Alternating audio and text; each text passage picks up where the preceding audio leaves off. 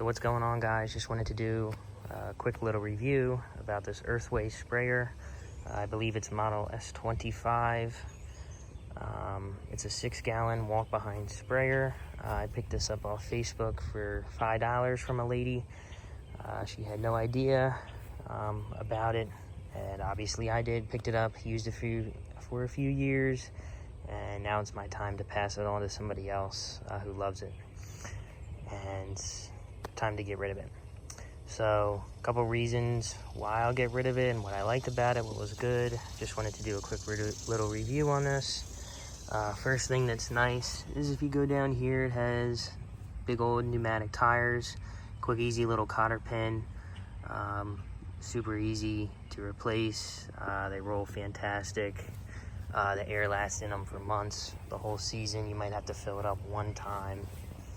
The other advantages, you can see, has good clear markings. It holds 6 gallons in here, so there's 6 whole gallons that you can get out of this. That's one of the major advantages of this, is instead of having a 6-gallon backpack sprayer that you have on the back of your body, you can just have this. It pushes on the ground, it's effortless, it feels like nothing. 6-gallon on your back is 8 pounds, per gallon of water, so it's about 50 pounds, 48 pounds. Then you add on a machine, it can be a good 70 pounds on your back. So this does help you if you have back problems, you can't lift it, and you have a big lawn. It's mainly what it's for. How it kind of works, it's pretty easy. The mechanism is this will actually unscrew, and then this will drop up and down so you can get your width of how wide you want the pattern of your nozzle. So they're quick little quarter turn nozzles. You can take a T-jet nozzle on there and you can change it to whatever you want. Nothing is rusted out yet, as it should. Lines have obviously got dirty. It's a pretty simple mechanism. Everything here is plastic. The gears are plastic. I put some grease inside just to make them a little bit more smooth, because since they're plastic, they will wear down easier than a metal gear. They're probably not expected to last either. But that is nice that you can change out the nozzles.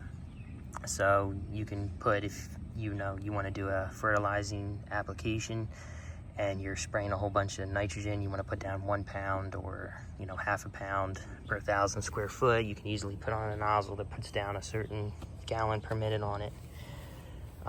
And you can quickly change that out, and they're readily available everywhere.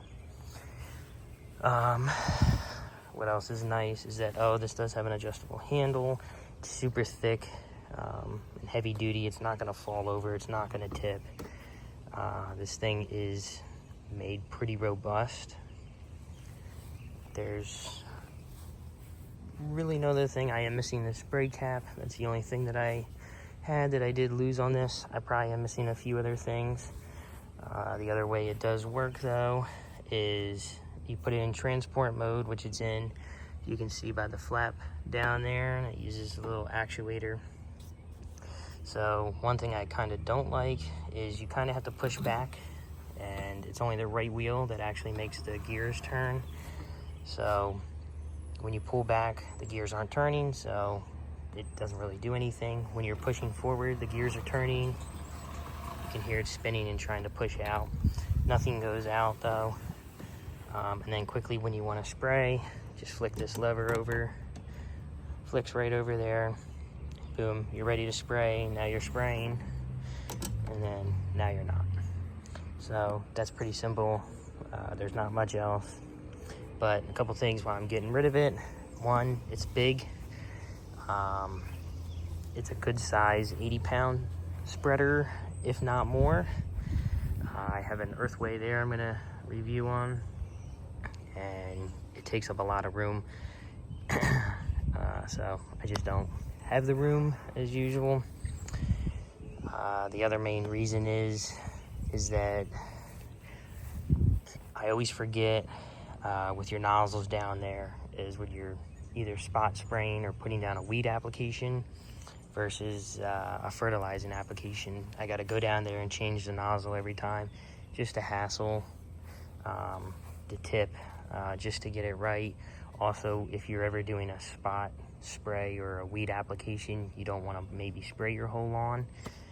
It is kind of annoying to pretty much flick this every single time that you see a patch of weeds versus not. So then you mainly just leave it on spray the whole time while you're walking to put down herbicide, and then you just run through herbicide super quick, and you feel like you wasted a ton of it. Versus if you had a backpack sprayer, you can quickly go spray this. So this is more mainly for a fertilizer application, but you can most certainly use it for herbicide if you have a ton to do.